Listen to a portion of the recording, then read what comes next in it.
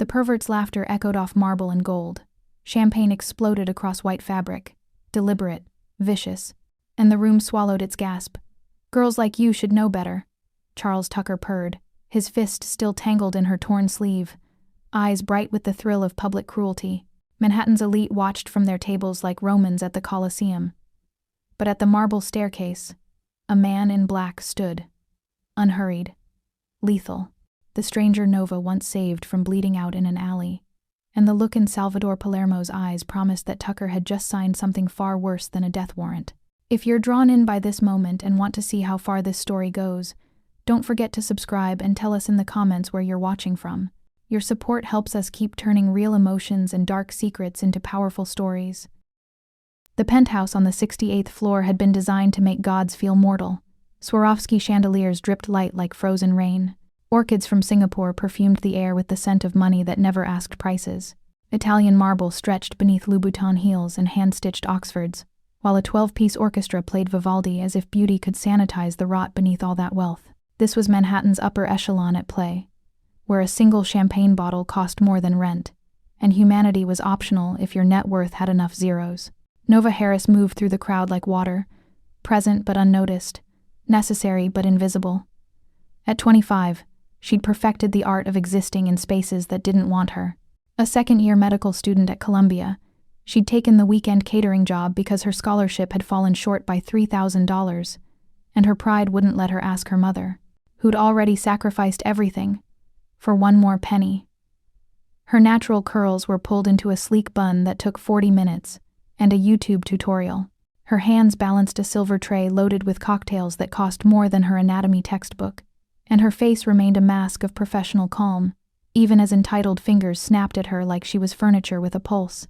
Charles Tucker was exactly the kind of predator who thrived in rooms like this. 38 years old, arms broker to crime families and dictators, with a reputation for collecting expensive things, art, cars, and women who weren't interested. His wife had divorced him 2 years ago after finding photos he'd kept like trophies, but his accounts kept growing, his connections deepening, and in his world, consent was just another commodity he could afford to ignore. He wore a $15,000 suit and an expression that said he'd never been told no by anyone who mattered. Nova had already deflected him twice. The first time, he'd brushed his hand across her lower back while requesting a refill, fingers lingering too long, pressure too deliberate.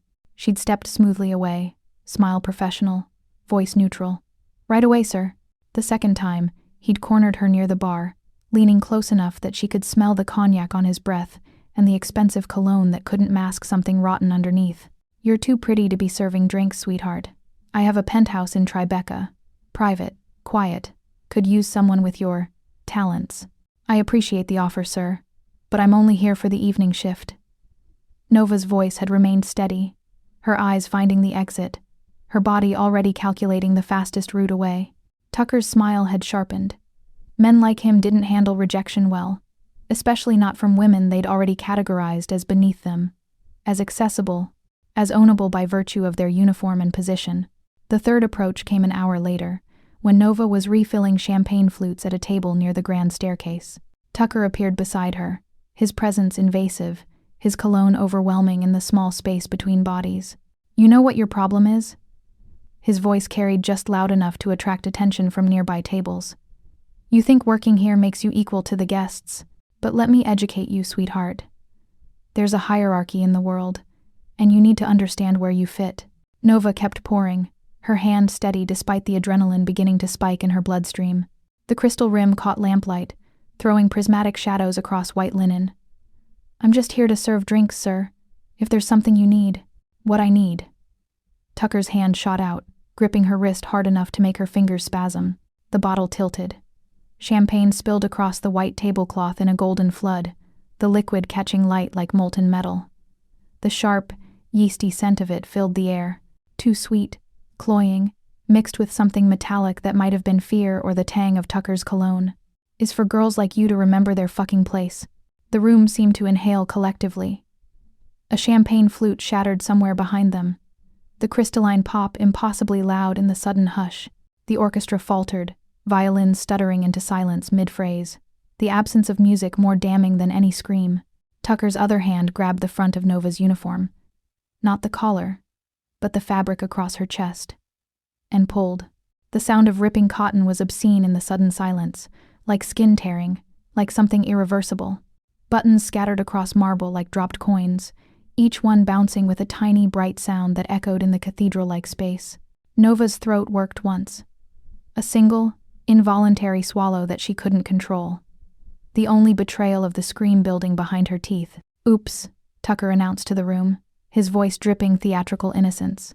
Champagne from the bottle he'd snatched from her tray arced through the air in slow motion, splashing across her exposed skin, her torn shirt, the floor. The cold liquid hit like a slap, metallic, sweet, and vicious. "What a mess. Maybe next time you'll be more careful, sweetheart." Nova stood frozen. Not from fear, but from the surreal violence of it. The cold champagne soaking through fabric. The weight of 200 stares. The phone cameras rising like 100 glowing eyes, capturing her humiliation for social media entertainment. Her father's voice echoed in her memory. "When they try to break you, baby girl, you stay standing. You breathe. You survive. Then you win." She met Tucker's eyes. Not with tears, not with rage, but with something colder. Recognition. He thought this was power. He had no idea what power actually looked like. "I'll get this cleaned up immediately, sir," Nova said quietly, bending to retrieve the shattered champagne flute, her torn uniform gaping but her spine straight, her hands steady despite the humiliation burning in her chest like swallowed fire. Tucker laughed, high and sharp, a sound designed to invite others to join the mockery. "That's more like it. Good girl." But as Nova straightened, covering herself with one arm while balancing broken glass in the other, her eyes swept across the room and locked onto a figure she'd been unconsciously tracking all evening. Salvador Palermo sat alone at a corner table near the staircase, his whiskey untouched, his posture deceptively relaxed. His hand tightened around his glass.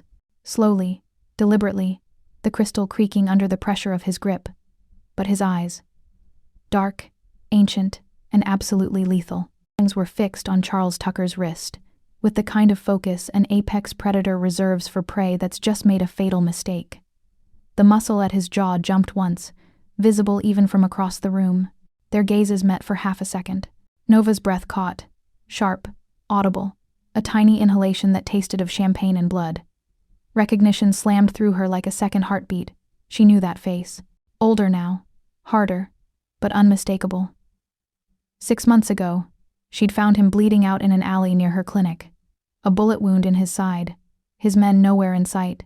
She'd used her father's field techniques, stitching him with steady hands while he drifted in and out of consciousness, never asking his name, never calling the police. When she'd finished, she'd disappeared before his people arrived. She'd saved his life. And now he was watching hers get shredded in public. Salvador's jaw tightened almost imperceptibly. His fingers, resting on the white tablecloth, curled slowly into a fist. But he didn't move. Not yet. He was waiting, measuring, calculating, the way a chess master watches pawns destroy themselves before the king makes his move. In the kitchen, Nova finally let herself shake. The fluorescent lights were harsh and unforgiving. The broken glass clinked in the trash bin. She braced her hands against the steel counter, her torn uniform hanging open, champagne sticky on her skin, the humiliation of physical weight pressing against her ribs. The sous chef, a kind-faced woman in her 50s, appeared with a fresh uniform. "Honey, are you all right? That man should be arrested. Do you want me to call?" "I'm fine," Nova said automatically. The lie practiced and smooth.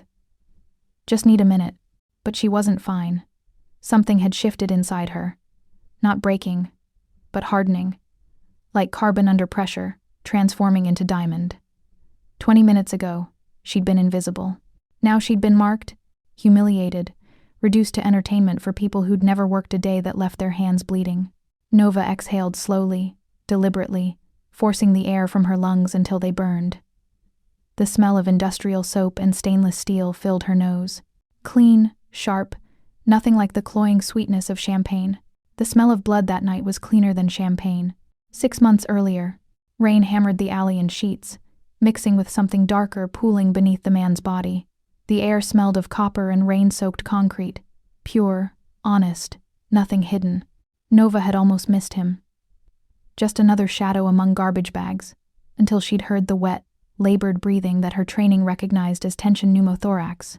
She dropped her backpack, her exhaustion evaporating into clinical focus. "Sir, can you hear me?" His eyes had opened, dark, alert despite the blood loss, calculating even in extremis. "Don't." His voice rasped. "Don't call anyone. You've been shot. You need a hospital." "No hospitals. No cops." His hand had grabbed her wrist with surprising strength. "Please."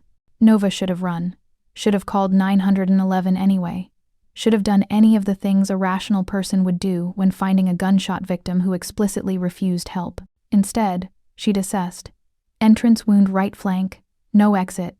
Likely missed major organs but significant bleeding. Pulse thready but stable, airway clear. Her father's voice had echoed from 1,000 childhood lessons. Sometimes, baby girl, you save the life first and ask questions never. She'd used her backpack's contents. A clean t-shirt for packing, her jacket for pressure, her student ID as a makeshift occlusive dressing. Her hands had worked with the muscle memory of a surgeon's daughter raised in emergency rooms where gang violence and poverty made rules flexible and ethics gray. "Stay with me," she'd murmured, her fingers checking his pulse, her phone's flashlight revealing a face carved from dangerous angles and dark certainty. "What's your name?" "Doesn't matter. It matters if you die in my hands." A ghost of a smile. "Then I'll die blessed." She'd worked for 20 minutes, stabilizing him enough that he wasn't actively dying, knowing his people would come. Men like this always had people. When she'd heard car doors slamming at the alley's entrance, she'd packed her bloody supplies, paused with her hand on his chest to feel his heartbeat strong and steady beneath her palm. "Stay alive," she'd whispered, and then she'd vanished into the rain. Present. What Nova didn't know, what she couldn't have imagined, was that the man who'd watched her humiliation was the same man whose pulse she'd held together with surgical thread. That Salvador Palermo had been searching for her for 6 months, that he'd been watching her from the shadows, ensuring she was safe, paying her rent through anonymous wire transfers, keeping the predators at bay. Until tonight, until Charles Tucker had made the catastrophic mistake of touching the one woman Salvador had claimed as sacred. Nova pulled on the fresh uniform, her hands no longer shaking. She'd survived worse. She'd survived her father dying when she was 16, survived raising her younger sister while finishing high school with perfect grades, survived the men who'd assumed her skin, her gender, her circumstance made her easy prey. She would survive this. But as she walked back toward the main hall, she didn't realize she was walking into something far more dangerous than public humiliation. She was walking into the crosshairs of an obsession 6 months in the making. A mafia boss who'd decided that patience was overrated and violence was a perfectly acceptable way to claim what he considered his. The orchestra had resumed playing, but the atmosphere had changed. Conversations were hushed, electric. Charles Tucker held court near the bar, recounting his performance to a circle of laughing sycophants, each one eager to be associated with the man cruel enough to humiliate a waitress for sport. You should have seen her face. Honestly, someone needed to put her in her place. These diversity hires are getting ridiculous. Nova moved along the perimeter, refilling glasses, her face a professional mask. But she could feel Salvador's eyes tracking her across the room. A wait, a promise, something coiled and waiting. Tucker noticed her return and grinned, raising his voice. "Look who's back. Persistent little thing, isn't she? I'll give her that. She's got spirit. Maybe I should make another offer. Private party. Just you, me, and that attitude I'd love to." The sentence died, because Salvador Palermo was standing. It wasn't dramatic. He simply rose from his chair with the unhurried grace of a man who'd never rushed toward anything because the world waited for him, not the other way around. But every person with survival instincts felt the temperature drop. Tucker's circle went quiet. The orchestra faltered, a single violin note hanging suspended, wavering. Conversations stuttered into silence as Salvador crossed the marble floor, his footsteps deliberate, his hands in his pockets, his expression almost bored. If you didn't see his eyes promised execution. "Charles," Salvador said softly, stopping 3 feet from Tucker, close enough to be intimate, far enough to make Tucker step back instinctively. "Enjoying yourself?" Tucker's confidence flickered. Everyone in this room knew who Salvador Palermo was, knew the family name, the reputation, the body count associated with that quiet voice. But Tucker's ego and his champagne-soaked bravado overrode his common sense. "Palermo. Didn't see you there. Just having a little fun with the help." No harm done. No harm. Salvador's voice remained soft, almost contemplative.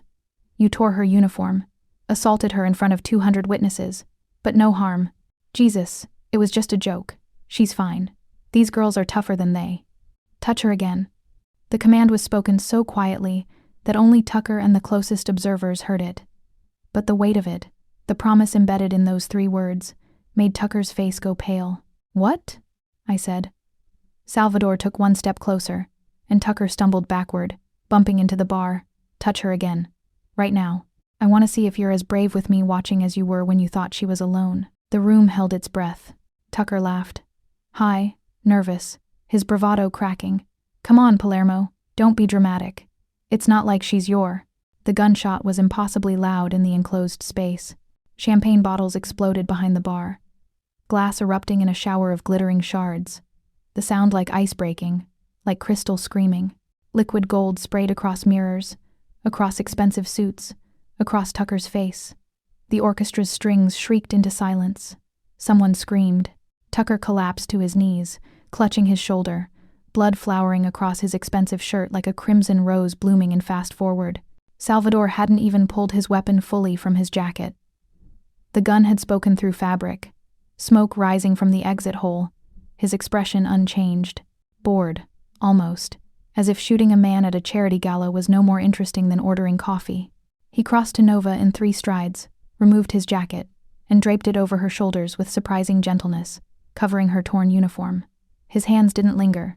His voice dropped to a whisper only she could hear. I tried to stay away from you, Angel.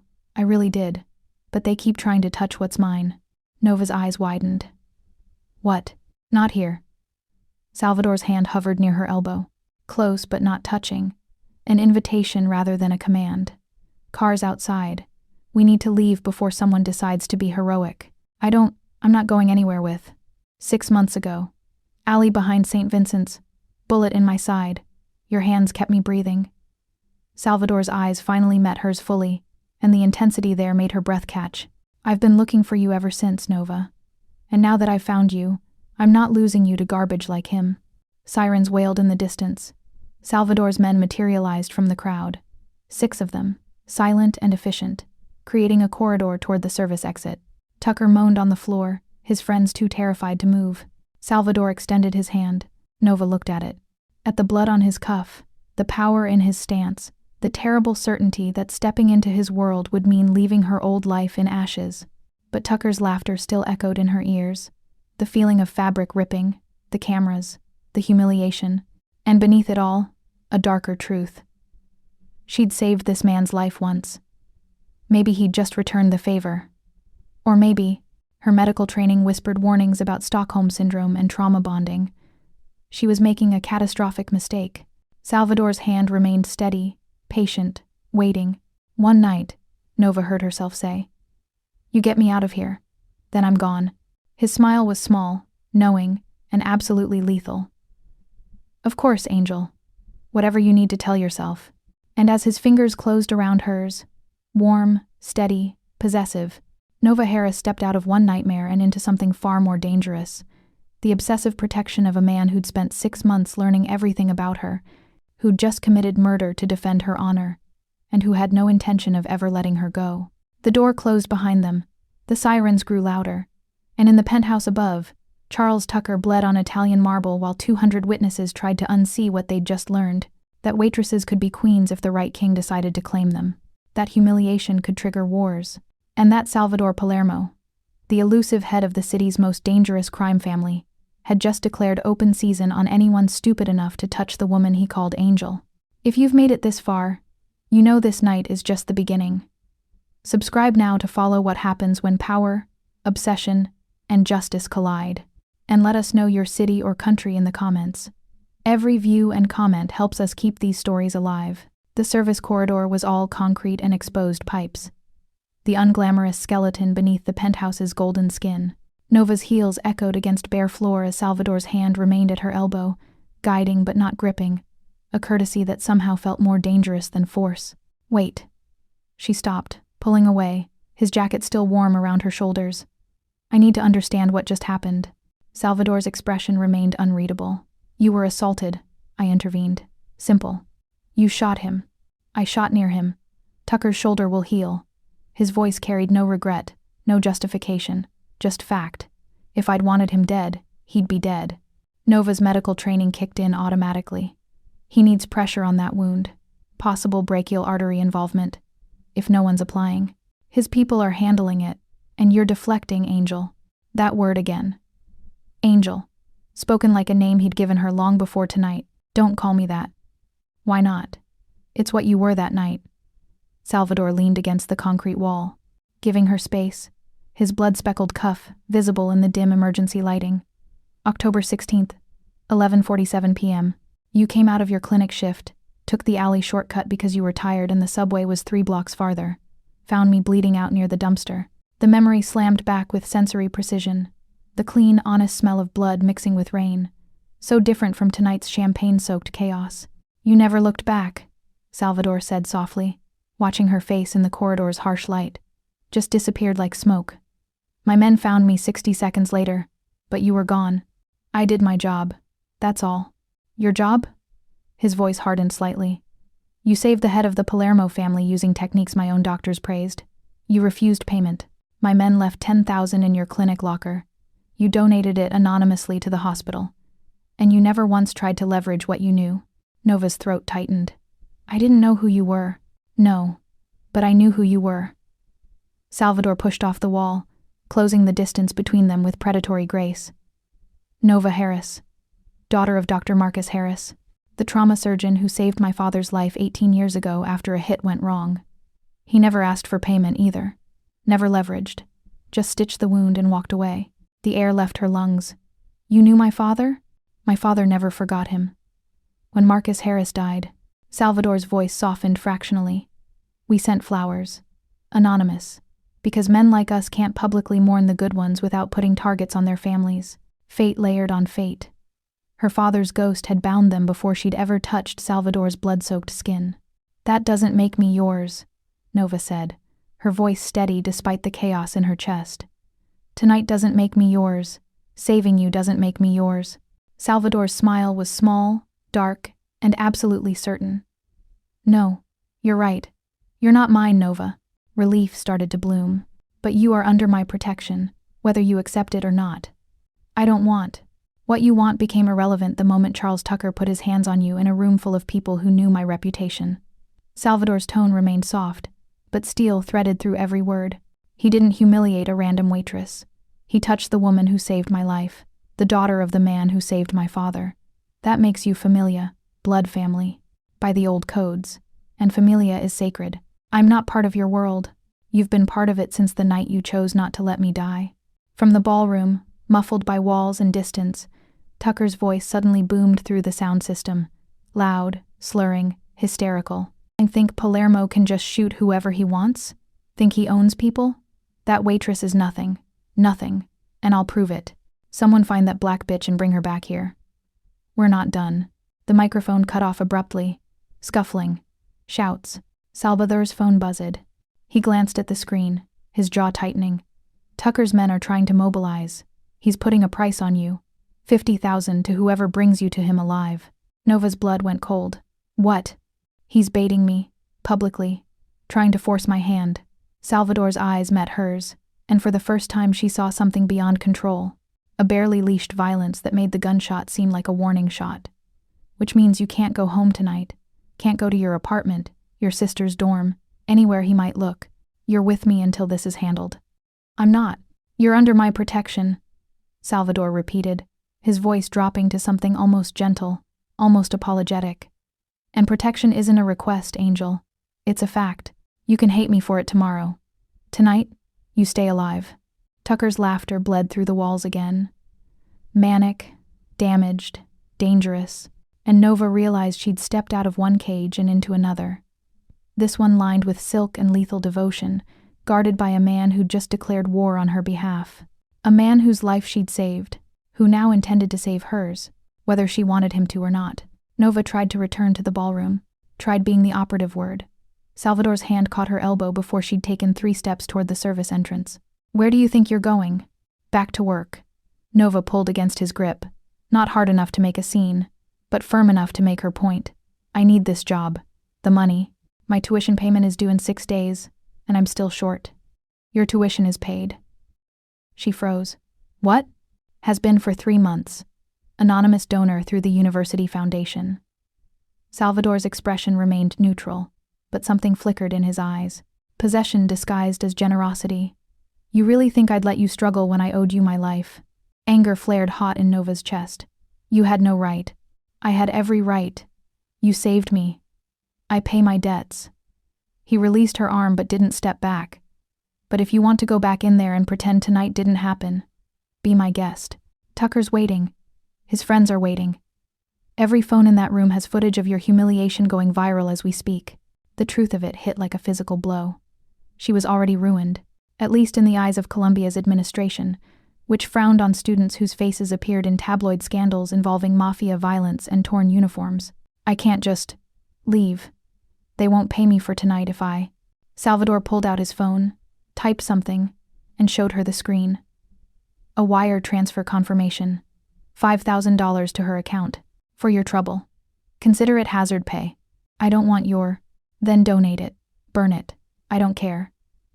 Salvador pocketed the phone, his patience clearly thinning. But you're not going back in that room, Nova. Not while Tucker's still breathing my air. Before she could respond, a man appeared from the shadows of the corridor. Tall, lean, with eyes like surgical steel and a face that had forgotten how to smile. Boss. Tucker's making noise. Wants an apology. Public. Salvador's laugh was soft and utterly devoid of humor. Luca, this is Nova. Nova. My consigliere. Luca Varsi. He's about to deliver 3 warnings to Mr. Tucker. Standard protocol. Standard? Nova's medical training kicked in. What does that mean? It means, Luca said, his voice carrying the accent of someone who'd learned English as a weapon. We give people 3 chances to make the right choice before we make it for them. Salvador's hand settled on her lower back. Warm, proprietary, gentle enough to feel like a caress. Stay here. This won't take long. Through the service entrance's narrow window, Nova watched it unfold like a stage play. Luca approached Tucker. Now bandaged, drunk, surrounded by nervous sycophants, and spoke quietly. Too quiet to hear, but Tucker's face went from pale to red in seconds. He's asking for an apology. Salvador murmured beside her, his breath warm against her ear. He'd positioned himself behind her, not quite touching but close enough that she felt his presence like heat from a flame. Public. On record. Tucker's response was loud enough to carry. Apologize? To a fucking waitress? Tell Palermo to go to hell. Nova's fingers curled against the window frame. Salvador's hand found hers, briefly, his thumb tracing her knuckles before releasing. That's one. Luca stepped away, phone to his ear. 30 seconds later, Tucker's phone rang. Nova watched the color drain from his face as he listened, his hand gripping the bar rail hard enough to whiten his knuckles. What just happened? Nova whispered. His shipment from Odessa. 40 million in military-grade hardware waiting at port. Salvador's voice remained conversational, almost bored. It no longer exists. Seized by customs. Shame about the anonymous tip.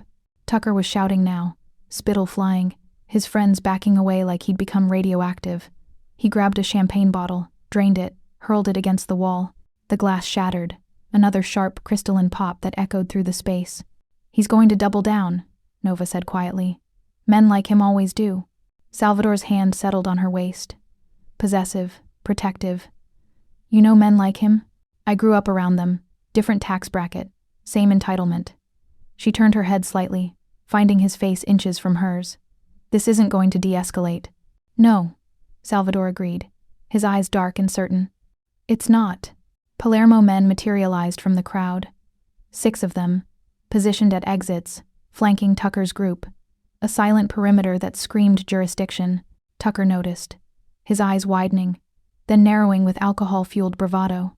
Fuck this. Tucker pushed past Luca, his gaze scanning the room until it landed on the service entrance, on the window where Nova stood visible in the corridor beyond. You think you can hide her? She's just a... He never finished the sentence, because he crossed the invisible perimeter Luca's men had established, shoved past a server carrying a tray, champagne flutes crashing to the floor in a cascade of breaking glass, and grabbed for the service entrance door handle, reaching for Nova even through glass and steel. Time slowed to syrup-thick seconds. Salvador moved like violence given form. One moment behind Nova, the next crossing the ballroom floor with lethal intent. Chairs scraped, crystal shattered. The orchestra's strings died mid-note. That same eerie silence that had followed Tucker's first assault. Touch her again. The words were soft, deadly, a final offer disguised as a command. Tucker sneered. Drunk, desperate, too stupid to recognize extinction when it spoke. Or what? You'll shoot me again? In front of everyone? You're done, Palermo. That bitch isn't worth. His hand shot out, grabbing Nova's wrist through the open service door she'd instinctively backed toward. The fabric of her fresh uniform strained under his grip. His fingers dug into her pulse point, claiming, hurting, reducing her to an object in his power play. Nova's pulse hammered against his fingers, visible, vulnerable, betraying the calm she tried to maintain, and Salvador's world went red. The gunshot was impossibly loud. Champagne bottles exploded behind the bar in a cascade of glass and gold liquid. Tucker's shoulder bloomed crimson, his scream cutting through shocked silence. He collapsed, his grip on Nova releasing as he clutched the wound, blood seeping between his fingers. Salvador was there in 3 strides. He removed his jacket, blood-speckled, expensive, still warm from his body, and draped it over Nova's shoulders with a gentleness that contradicted the violence humming through him. His hands lingered on her shoulders, his breath warm against her temple, his whisper for her alone. They keep touching what's mine. Nova's heart hammered against her ribs. Fear and something darker, something that recognized the possessive claim in his voice and didn't entirely hate it. Sirens wailed in the distance. Salvador made a gesture. Subtle, efficient. Every door in the penthouse locked simultaneously with pneumatic hisses. Palermo control. Absolute and unquestioned. Luca, Salvador said calmly, never taking his eyes off Nova. Clean this up. No one leaves until phones are collected and stories aligned. Tucker gets medical attention. Then he gets delivered to his people with a message. She's off limits. Permanently. And if they refuse the message? Luca asked. Salvador's smile was all teeth and no warmth. Then we send it again. Louder. 20 minutes later, the ballroom was a choreographed masterpiece of controlled chaos. Medics, clearly on Palermo payroll, and worked on Tucker with professional efficiency while phones disappeared into evidence bags. Witnesses received discreet envelopes, and the orchestra packed instruments with hands that had learned not to see. Nova sat in a private lounge off the main hall, a room designed for VIP guests with leather furniture and amber lighting that made everything feel like a dream or a nightmare. Her hands trembled now that the adrenaline was crashing. The delayed shock. Her training identified. Common after trauma. Salvador knelt before her, a first aid kit open on the coffee table. You're bleeding. I'm fine. Your arm. Glass cut. His fingers were gentle as they pushed up her sleeve, revealing a 3-inch gash along her forearm, probably from when she'd retrieved the shattered champagne flute after Tucker's first assault. It's superficial. Doesn't need. Let me. Not a command. A request. Soft enough to surprise her. Nova watched as Salvador cleaned the wound with steady hands, his touch clinical but intimate. He'd done this before. Knew pressure points. Knew to work from clean to dirty edges. Knew exactly how much antiseptic burn to warn her about. You've had medical training, she observed. Tactical field care. You learn quickly when your men are bleeding. His eyes flicked up to hers, dark and intense. Or when a woman saves your life in an alley and you want to understand how she made miracles look routine. The butterfly bandage went on perfectly. His thumb lingered over her pulse point, feeling the rabbit-fast beat, the evidence of her fear. You're safe now, Salvador murmured. Safe. Nova pulled her arm back, his jacket still wrapped around her shoulders. You just shot a man. Again. How is any of this safe? You're safe while you're under the Palermo name. He stood, returning the first aid kit to its cabinet with deliberate calm. That's how it works, Nova. My name is a shield. My reputation is a wall, and anyone who crosses that wall gets shot. I understand the metaphor. It's not a metaphor. Salvador turned, his expression hardening. Tucker put hands on you twice, made threats, tried to destroy you publicly. That's not something I forgive. Ever. I didn't ask for your protection. No. You asked me to stay alive 6 months ago. His voice dropped, intimate and dangerous. Consider this reciprocation. Nova stood, needing distance, needing to breathe air that didn't smell like his cologne and violence. I don't want to be owned. I'm not offering ownership. I'm stating fact. Salvador followed her to the window overlooking Manhattan's glittering sprawl. The moment you stitched my wound, you became important to me. The moment Tucker touched you, you became sacred. Those aren't choices, Nova. They're consequences. Of what? Of being the kind of woman who saves monsters and calls it medicine. He stood beside her, their reflections ghostly in the glass. Of being Marcus Harris's daughter, a man who taught me that honor still exists. Of being you. The word hung between them, loaded with months of obsession she was only beginning to understand. Nova's phone buzzed. Dr. Porter's name lit the screen. Reality crashing back. Where are you? Porter's voice was tight with worry. You missed rounds. Your shift started 40 minutes ago. If you don't have a medical emergency, we need to talk about. I'm sorry. I had an incident. I'll be there as soon as. Salvador's hand closed over hers, gently ending the call. You're not going to the hospital tonight. I have responsibilities. You have a target on your back. Salvador's jaw tightened. Porter will understand when I explain. Your medical career will be here tomorrow. Your life might not be if Tucker's people find you. You can't just. The lounge door opened. Luca entered, tablet in hand, his expression grim. Boss. Problem. Salvador took the tablet, his face going dangerously still as he scanned the screen. He turned it toward Nova. Security footage. Grainy but clear. Tucker's men. 5 of them. Surrounding the venue's parking structure. Armed. Organized. And on the screen, a 6th man approached a black sedan, popping the lock with professional efficiency. Nova's black sedan. Her license plate visible. They have your address, Luca said flatly. Your schedule. Your sister's dorm location. Tucker made calls from the ambulance. He's mobilizing before we can neutralize him. Nova's blood went ice cold. Ava. 17 miles away at NYU. We have men en route, but... Luca glanced at Salvador. Tucker's people are closer. Salvador's hand found Nova's, his grip strong and sure. She'll be safe, I promise you. But we need to move. Now. My headquarters. Full security. Ava will be brought there under protection. I want to call her. No phones. They could be tracking. Salvador was already moving, Luca flanking them as they exited into the secured corridor. You're with me until this is handled. Non-negotiable. Nova wanted to fight, wanted to reclaim her autonomy, her normal life, her illusion of control. But the image of Ava, 19 years old, brilliant, innocent, in Tucker's crosshairs, made the choice simple. She let Salvador lead her toward the private elevator, toward his world of blood and protection, and toward a cage that was starting to feel less like captivity and more like the only safe place in a city that had suddenly become a battlefield. And as the elevator doors closed, Salvador's hand remained in hers. Warm, possessive, the touch of a man who'd decided she was worth burning the world for, whether she agreed or not. Palermo headquarters occupied floors 42 through 45 of a building in Midtown that officially housed a private equity firm.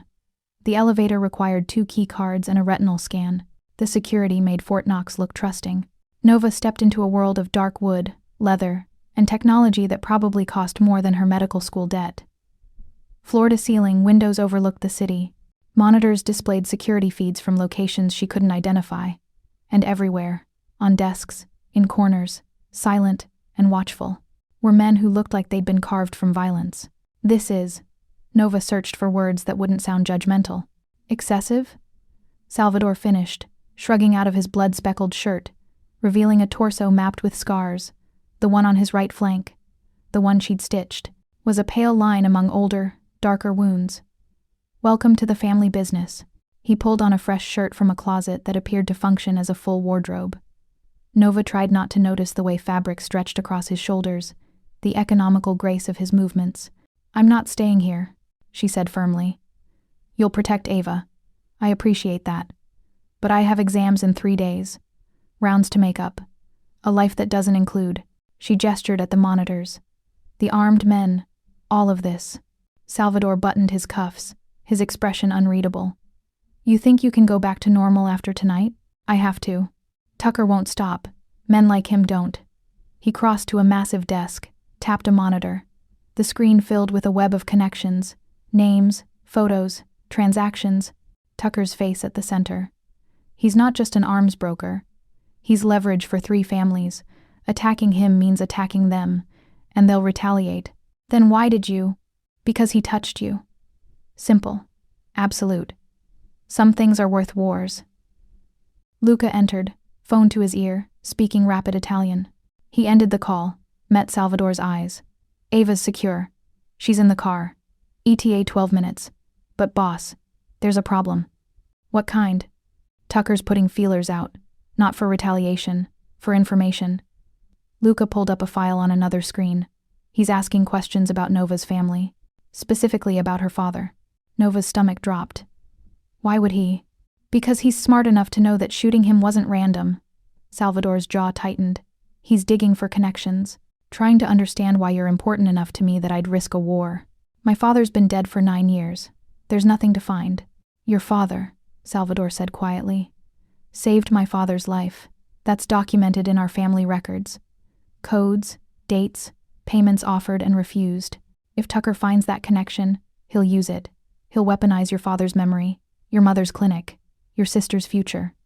Nova felt the walls closing in, not the physical ones of this fortress, but the invisible chains of debt and honor and violence that had been wrapping around her since the night she'd chosen to save a bleeding stranger.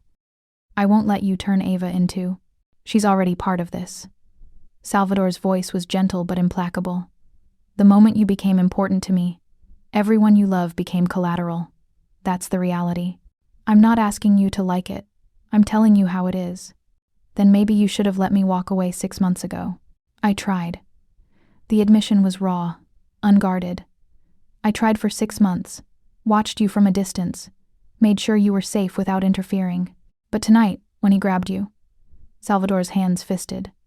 I stopped being able to pretend I could stay away. The door opened. Ava burst in. 19. Brilliant. Furious. With 2 Palermo guards flanking her. Nova, what the hell is going on? These men showed up at my dorm saying you were in danger, and... Ava stopped, taking in Nova's haunted expression. Salvador's predatory calm. The monitors displaying violence potential in real time. Oh my God, what did you do? She saved someone's life, Salvador answered before Nova could. And I'm repaying the debt. You're both under my protection until the threat is neutralized. Protection? Ava's voice rose. You mean prisoners? Ava, Nova started. No, you don't get to drag me into your drama. I have midterms. I have. Ava's phone buzzed. She looked at the screen, her face going pale. It's a photo. Of me. Outside my dorm. 15 minutes ago. With a message. Trade her for your sister. Midnight. Or, I start sending pieces. The room went deathly silent. Salvador took the phone, examined it, handed it to Luca, who immediately began tracing. His expression was carved from ice. Tucker's moving faster than expected. Nova's world tilted. Ava, I'm so sorry. I didn't.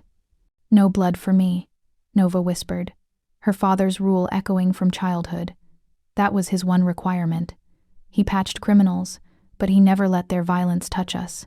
Your father's rule, Salvador said, his hand finding hers, their fingers intertwining with a naturalness that should have felt wrong but didn't, was beautiful, noble, and utterly impossible to maintain once you stepped into my world.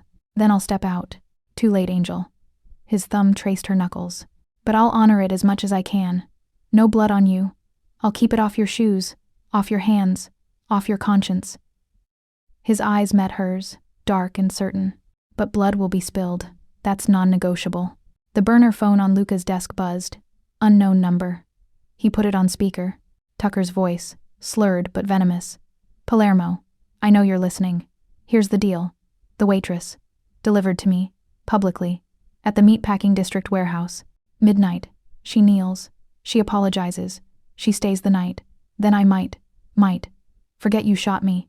And if I refuse? Salvador's voice was deceptively calm. Then I start with the sister. She's pretty. Younger. Probably worth more on certain markets. Tucker's laugh was wet, unhinged. Your move, boss. You have 4 hours. The line went dead. Ava was shaking. Nova pulled her close, her mind racing through scenarios, each one darker than the last. Salvador turned to Luca. Full tactical. I want every man we have. Tucker's warehouse is about to become a graveyard. No, Nova's voice cut through the room. No direct assault. He'll kill her the moment he sees your men coming. Then what do you suggest? Nova met his eyes, her father's training and her own survival instincts crystallizing into a plan. You said Tucker's smart, so we make him think he's smarter. We give him what he wants. Me. But on my terms. Salvador's expression went dangerously still. Absolutely not. It's the only way to get Ava clear and… I said no. His hand cupped her face, tender, possessive, terrified beneath the control. I just got you. I'm not handing you to a man who wants to break you. Then you'll get my sister killed. Nova's voice didn't waver. And I'll never forgive you. Or myself. The monitors hummed. The city glittered beyond bulletproof glass. And in that moment, Salvador Palermo, man who'd built an empire on violence and control, realized he'd lost the only battle that mattered, because the woman he'd claimed as his was about to walk into hell, and the only thing he could do was make sure she walked back out, even if it meant burning the entire world to light her way home. Nova stood at the tactical table in Salvador's war room, a blueprint of the meatpacking district warehouse spread before her like a surgical field. She'd spent 2 hours memorizing every exit, every sightline, every variable that could turn this exchange from negotiation to massacre. You're not going in there, Salvador said for the 4th time, his patience fraying. I am. Nova's finger traced the warehouse's eastern entrance. Tucker wants humiliation, public submission. He gets theater. Controlled, recorded, with your men positioned here, here, and here. She marked positions with the tactical precision of someone who'd grown up translating her father's field medicine into strategy. Ava gets released first. Non-negotiable. Then I deliver his apology. Then we leave. And when he decides theater isn't enough? Luca asked, his skepticism thick. Then your men execute Plan B. Nova met Salvador's eyes. But I need to be there. Ava won't trust anyone else. And Tucker needs to believe he's won. At least for the 60 seconds it takes to get her clear. Salvador's jaw worked. Every instinct screamed to lock Nova away, to handle Tucker with bullets and fire. But he'd watched her for 6 months, knew her mind worked like his, seeing patterns, calculating odds, refusing to be helpless. You wear a vest, he finally said. You stay within my sightline. And the moment, the second, he touches you wrong, I end him. Agreed. The warehouse at midnight was a cathedral of rust and shadows. Floodlights carved harsh angles across concrete. Tucker waited at the center, bandaged shoulder visible beneath his open jacket, a badge of victimhood he was already weaponizing. 6 men flanked him. Ava knelt nearby, zip-tied but unharmed, fury and fear warring in her eyes. Nova walked through the entrance alone. As agreed, her steps echoing in the cavernous space. The sound bounced off metal beams, multiplying, making her feel smaller than she was. Salvador's voice whispered through the earbud hidden beneath her hair. I have you. 12 men on perimeter. Say the word. Mr. Tucker. Nova stopped 10 feet away, her voice steady despite the metallic taste of fear coating her tongue. I'm here. Release my sister. Tucker's smile was all teeth and vindication. Not yet, sweetheart. First, we discuss terms. You spend tonight with me, voluntarily. And your mafia boyfriend issues a public apology for shooting an unarmed businessman at a charity event. Counteroffer. Nova kept her hands visible, non-threatening. I issue a statement calling the incident a misunderstanding caused by overcrowding and stress. You donate $50,000 to Harlem Medical Center's trauma fund in my father's name, and you leave my family alone, permanently. Tucker laughed. The sound wet and manic, echoing in the empty space. You think you're negotiating? You're the product, honey, not the buyer. I'm the only thing standing between you and a war you can't win.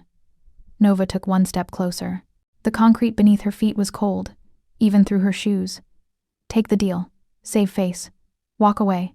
For a moment, something flickered in Tucker's eyes. Calculation. Self-preservation.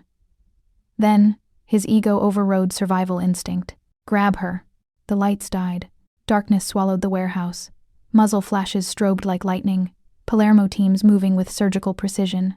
Nova dropped, muscle memory from her father's drills taking over. She crawled toward Ava's position, found her sister's bound wrists, used the tactical knife Salvador had insisted she carry. Stay down, Nova hissed, covering Ava's body with her own, as bullets carved the air above them.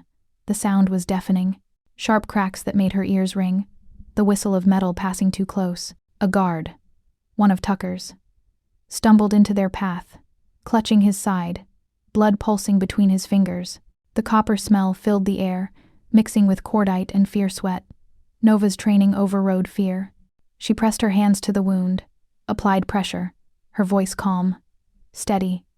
Breathe. You're not dying tonight. The man's eyes widened, shocked that his enemy's woman was saving his life. Lights flooded back. Palermo men had Tucker's crew disarmed, zip-tied, subdued. But Tucker himself was gone. A service exit hanging open, the sound of a car engine roaring into the night. Salvador appeared beside Nova, his weapon still drawn, his eyes scanning her for injury. Then, he saw what she was doing, hands covered in blood, stabilizing a man who'd tried to kidnap her, her focus absolute. "You're okay?" His voice was rough. "He needs a hospital.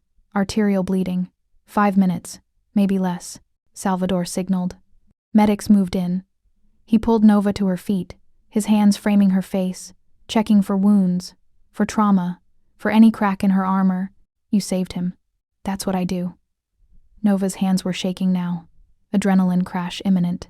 On the far wall, carved into concrete with something sharp and desperate, Tucker's final message: "You can't own what won't stay." Salvador read it, his expression going dangerously still.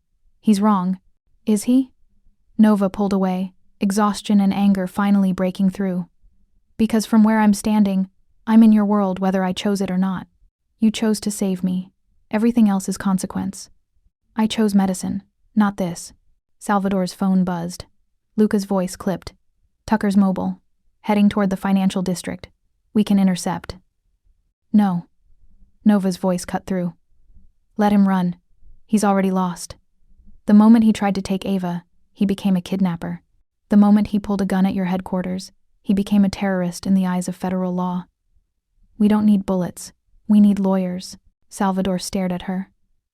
This woman who thought like a strategist, who saved enemies, who'd just rewritten his entire approach to warfare. "You're terrifying," he murmured. "I'm practical." Nova met his eyes. "And I'm done being a chess piece. Either I'm a partner in this, or I walk." "Partners," Salvador said slowly, the word foreign but not unwelcome. "Then let's finish this your way." Salvador's penthouse was 60 floors of steel and glass, beautiful, isolated, and utterly suffocating. For 3 days, Nova lived in luxury that felt like captivity. Drivers materialized whenever she needed to move. Guards flanked every door. And Salvador's presence was constant, watchful, protective, overwhelming. On the 4th morning, Nova found him in the kitchen, cooking. "You cook?" She stood in the doorway, wearing his shirt, the one he'd left on her chair the night before, still warm from his body heat. Eggs, coffee, basic survival. Salvador didn't turn, but she saw the tension in his shoulders ease at her voice. "You slept." "You slept. 3 hours. Better than the first 2 nights." She moved to the counter, accepting the mug he slid toward her. Black, no sugar. He'd learned her preferences through observation. "This has to stop, Salvador." "The coffee?" "The cage." Nova set the mug down. "Protection that feels like prison. Drivers who are actually guards. A penthouse with bulletproof glass and biometric locks. I can't breathe." Salvador finally turned, his eyes dark and tired. "Tucker's still out there. His people are being systematically dismantled by your lawyers and the FBI. Luca showed me the reports. Tucker's assets are frozen. His contacts are fleeing. He's finished." Nova crossed her arms. "So when does my life go back to normal?" "It doesn't. Simple, brutal, honest. That night at the gala changed everything. You're connected to me now. That connection has consequences. I didn't ask for this." "No. You asked me to stay alive." Salvador moved closer, his hand reaching for hers, then stopping, seeking permission. 6 months ago, you made a choice. I'm making one now. I should have left you alone. Should have paid your debt from a distance and never spoken to you. But I couldn't. Why? Because I'm selfish.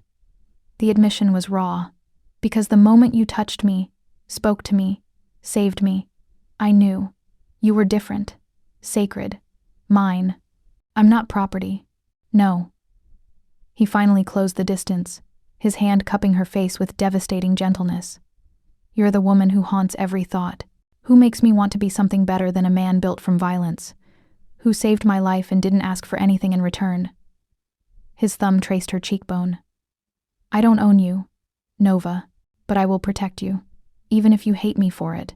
That night, Nova woke gasping from a nightmare. Tucker's hands, ripping fabric, cameras flashing. She found Salvador sitting in the chair beside her bed, fully dressed, watching her sleep with eyes that never quite closed. How long have you been there? Since you fell asleep. 2 hours. No apology in his voice, just fact. That's possessive, obsessive, unhealthy. Salvador's smile was tired. I know what I am, Angel. But when you stop breathing in your dreams, I need to be close enough to wake you. That's non-negotiable. Nova should have been disturbed. Should have demanded boundaries. Instead, she felt something dangerous unfurl in her chest. Safety, twisted with desire. Come here. Salvador's eyes widened fractionally. Nova, not for that.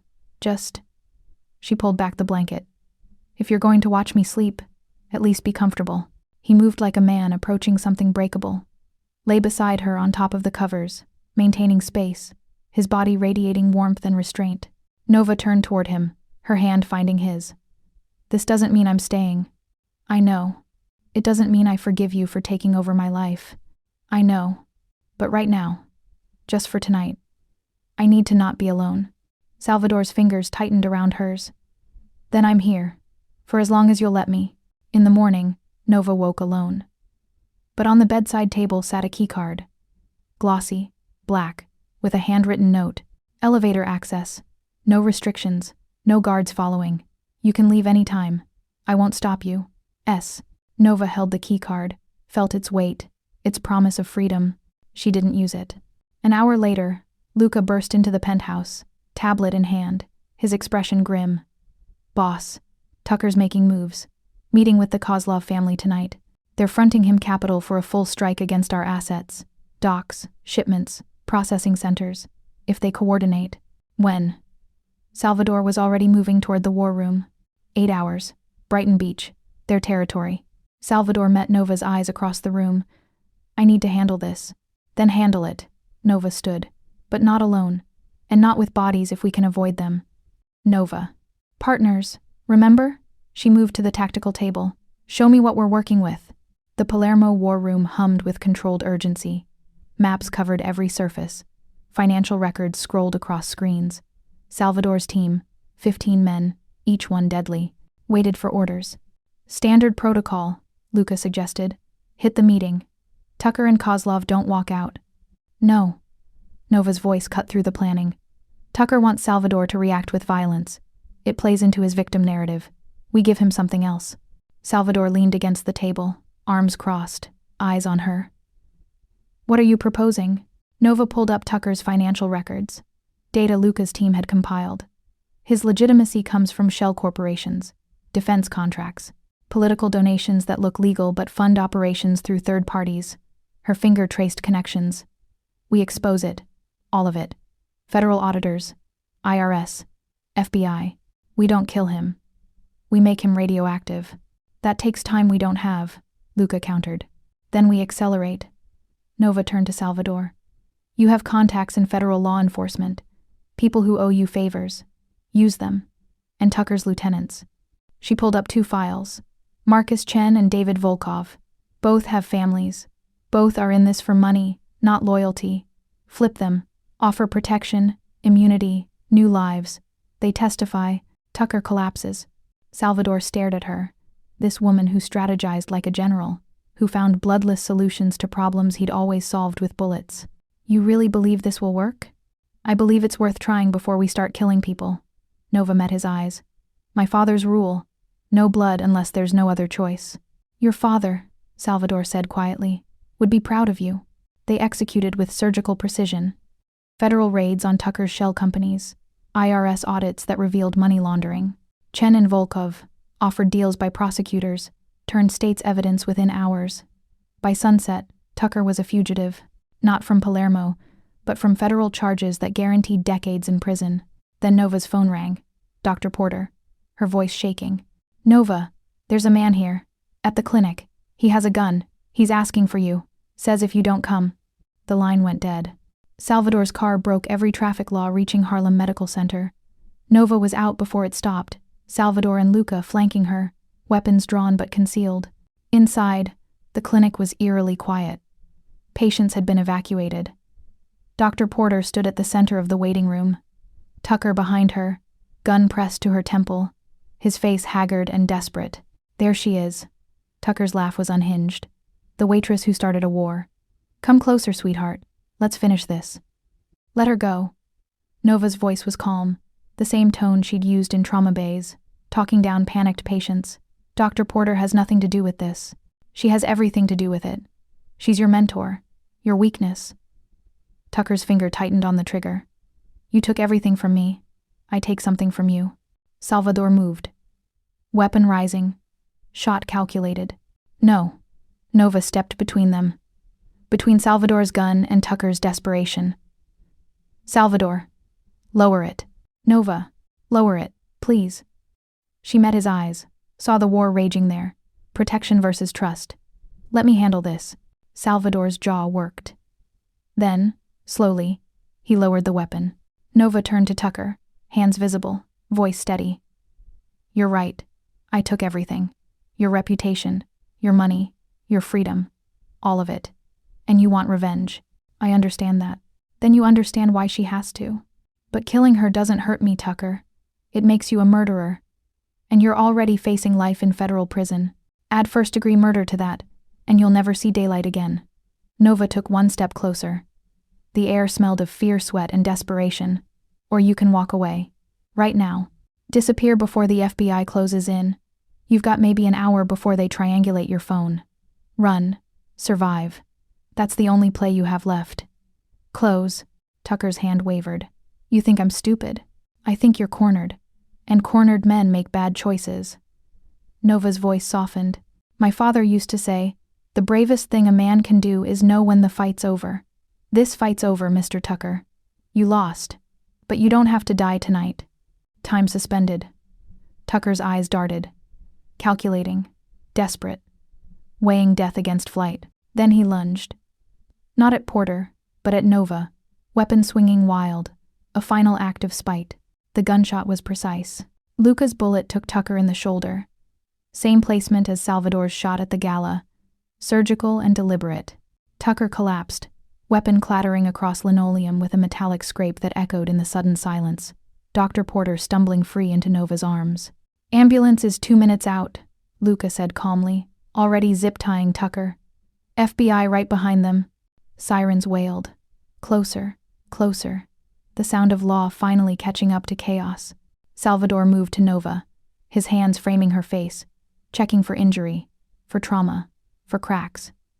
You stood in front of my gun. I stood in front of his desperation. There's a difference. Nova was shaking now, adrenaline finally crashing. Did it work? Is it over? FBI will take him. Federal charges, kidnapping, attempted murder, money laundering, arms trafficking. Salvador's thumb traced her jaw. You just talked down a man with nothing to lose. That was either brilliant or suicidal. Both. Nova almost smiled. Definitely both. The FBI swarmed the clinic. Tucker was loaded into an ambulance under guard, and a federal agent approached Nova with a badge and a very serious expression. Miss Harris, we'll need a statement. Multiple statements. This case involves federal crimes, interstate conspiracy, and... The agent glanced at Salvador. Organized crime elements we'll need to discuss. You're not under arrest, but we need your cooperation. Nova felt the trap closing. Testify and become a witness in a federal case against Tucker and possibly others, or refuse and face obstruction charges. Salvador's hand found hers. She'll cooperate, through her attorney, and any statements will be made through official channels with immunity guarantees in writing. The agent frowned but nodded. We'll be in touch. As they left, Salvador whispered, You're about to become very visible. Federal witness. Your name in court documents. Every detail of that night public record. I know. Nova's voice was steady. But at least it's the truth. The legal truth. Not bullets in the dark. Your father would be proud, Salvador repeated. I'm certain of that. 6 weeks later, Charles Tucker pleaded guilty to 18 federal counts. His empire dissolved into seized assets and testimony. His former partners scattered, and Nova Harris testified. Calm, precise, devastating. In a closed hearing that made headlines without showing her face, Salvador kept his promise. Tucker's seized properties, warehouses, accounts, front companies, were liquidated. The proceeds funded the Marcus Harris Trauma Medicine Scholarship at Columbia, endowed in perpetuity, dedicated to training doctors for underserved communities. Nova finished her rotation with honors. Dr. Porter wrote a recommendation that called her the finest young physician I've had the privilege to teach. And slowly, carefully, Nova rebuilt her normal life. But normal had changed. She still lived in her own apartment, but Salvador's guards were discreet now. Shadows she only noticed when she looked for them. She still took the subway, but a black car was always 3 blocks behind, just in case. And 3 nights a week, she found herself at Salvador's penthouse, not captive, not claimed, but choosing to be there. They cooked together, argued about case law and tactical strategy, fell asleep on opposite ends of his couch and woke tangled together. One night, Salvador found her on his balcony, the city glittering below, her father's watch, the one she never took off, catching streetlight. "Regrets?" he asked, handing her wine. "About which part? The gala? Tucker? You? Any of it?" Nova considered. "I regret that Ava had to be scared, that Dr. Porter was put in danger, that people got hurt because I made a choice in an alley 6 months ago. And me?" She turned, met his eyes, dark, patient, absolutely devoted. "You're the complication I didn't know I needed, the protection I didn't ask for, the man who makes me feel terrifyingly safe and dangerously seen." "That's not an answer. It's the only one I have right now." Nova stepped closer, her hand finding his. "I'm not yours, Salvador. Not the way you wanted. Not property or possession or debt repaid." His jaw tightened. "I know, but I am choosing you, every day, on my terms, in my way." She rose on her toes, pressed her lips to his, soft, deliberate, a promise and a boundary. "Stay free, stay mine. Both can be true if you say it." Salvador's arms came around her, steady, sure, holding her like she was the only solid thing in his violent world. "Both can be true. I'll make them true." 3 months after the gala, Nova received an invitation on expensive cardstock, the Palermo Foundation annual benefit, honoring Marcus Harris Memorial Fund. Black tie. She stood in Salvador's penthouse, wearing a dress he'd had made. Midnight blue, elegant, with a neckline that showed the faint scar from Tucker's champagne glass. Salvador appeared in the doorway, devastating in formal black, his expression soft with something that looked like worship. "You kept the scar." "It's part of the story." Nova touched the pale line on her collarbone. Hiding it would be letting them win. They arrived at the venue, same penthouse that had hosted the gala, now scrubbed clean of trauma, reimagined. The same chandeliers glittered overhead, casting the same frozen rain of light. The same orchestra played, strings weaving through conversations. But this time, Nova walked through the entrance on Salvador's arm, her name on the guest list, her head high. Whispers followed. Some recognized her, others didn't. It didn't matter. The air smelled different now, still perfumed with expensive orchids, still carrying the sweet tang of champagne, but without the metallic edge of fear. Nova breathed it in, let it fill her lungs without choking her. Dr. Porter approached, embraced her. The scholarship board met today. First recipient selected, a brilliant young woman from Chicago. Single mother, working full-time, putting herself through medical school. Your father would have loved her story. Nova's eyes burned. "Thank you. For everything. You earned it, all of it." Porter glanced at Salvador, assessing, protective. "And you take care of her. Or answer to me." Salvador's smile was genuine. "She takes care of herself, doctor. I just make sure the world knows it." As the night unfolded, Nova found herself at the same spot where Tucker had torn her uniform. Now standing with a glass of champagne she'd chosen, wearing clothes that fit her perfectly, speaking to people who knew her name and her value. The orchestra swelled into Vivaldi, the same piece they'd been playing that night. For a moment, Nova's breath caught, her pulse visible at her throat. Just a flicker, a memory of terror. Salvador's hand settled at her waist, grounding, asking permission. "We can leave." "No." Nova's fingers tightened around her glass. The crystal was cool, solid, real. "I'm exactly where I need to be." He appeared beside her moments later, his hand settling at her waist. Possessive but asking permission. Regrets now? None. Nova leaned into him slightly, the gesture natural. They tore my dress to mark me, but I let the world see the scar and made a crown from the thread. A crown, Salvador murmured against her temple, his lips brushing her skin. That you forged yourself. I'm just the man who made sure no one touched it again. Is that all you are? No. His voice dropped to that dangerous softness that made her pulse quicken. I'm the man who will love you. Obsessively, protectively, probably unhealthily, for the rest of my life. Whether you marry me, live with me, or only visit 3 nights a week. The terms are yours, Angel. I'm just grateful to be included. Nova turned in his arms, her hand finding his face. This man who'd killed for her, who'd given her freedom, who'd learned to love her on her terms instead of demanding she meet his. Then let's start with 4 nights a week, and see where that takes us. 4 nights, Salvador agreed, his smile slow and devastating. And every day in between, I'll make sure you remember you chose this, chose me, chose us. Across the room, Ava stood with Luca. An unlikely friendship that had formed during those 3 days of captivity, built on shared protectiveness and mutual exasperation with their respective family members. She caught Nova's eye, raised her glass in a silent toast. You survived. We survived. Nova raised hers in return. We did more than survive. The orchestra shifted into something new. Not Vivaldi, but a modern piece. Something that acknowledged the past without being trapped by it. Couples moved to the dance floor. Salvador extended his hand. Dance with me? I don't know how. Neither do I. We'll figure it out. Nova took his hand, let him lead her onto the floor. They moved awkwardly at first, her medical precision meeting his tactical certainty, neither quite matching the rhythm. But then Salvador pulled her closer, his hand firm at her back, and whispered, Stop thinking. Just feel. So she did.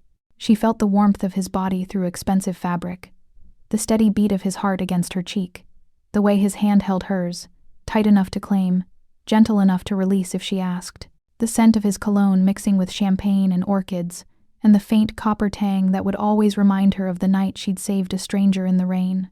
I'm terrified of you, Nova whispered. Good. Salvador's breath was warm against her ear. I'm terrified of you too. That's how I know it's real. What if I break you? Then break me. I'll put myself back together and come back for more. He pulled back enough to meet her eyes. You think I don't know what this is? You're not just under my protection, Nova. I'm under yours. You could destroy me with a word, with a choice. And I'm choosing to give you that power anyway. Why? Because the alternative is living without you. And I've tried that for 6 months. I'd rather risk destruction than go back to that half-life. The song ended. Another began. They kept dancing. Around them, Manhattan's elite watched. Some with envy, some with judgment, all with recognition. The waitress who'd been humiliated had become the woman on Salvador Palermo's arm. The victim had become the architect of her own resurrection, but Nova barely noticed them. Her attention was on the man holding her, the one who'd made her the center of his violent world and then given her the key to walk away. The one who'd honored her father's memory by funding futures instead of ending lives. The one who'd learned that the strongest cage is the one someone walks into willingly, not because they have to, but because they've finally found someone worth staying for. Later, as the gala wound down and guests departed in their expensive cars, Nova stood at the same window where she'd first locked eyes with Salvador that night. The city glittered below, and different, eternal, full of stories like hers playing out in penthouses and alleys and everywhere in between. Salvador joined her, jacket off, tie loosened, looking more human than she'd ever seen him. What are you thinking? He asked. That 6 months ago, I saved your life in an alley, and tonight, in this same building where I was humiliated, I'm standing beside you as an equal, as a partner. Nova turned to face him. That's not luck. That's not fate. That's choice. Mine. Yours. Ours. And tomorrow? Salvador asked quietly. When the honeymoon phase ends and you remember all the reasons this shouldn't work, tomorrow I'll wake up in my own apartment, go to my shift at the hospital, study for my boards, live my life. Nova's hand found his. And tomorrow night, I'll come back here. Not because I have to.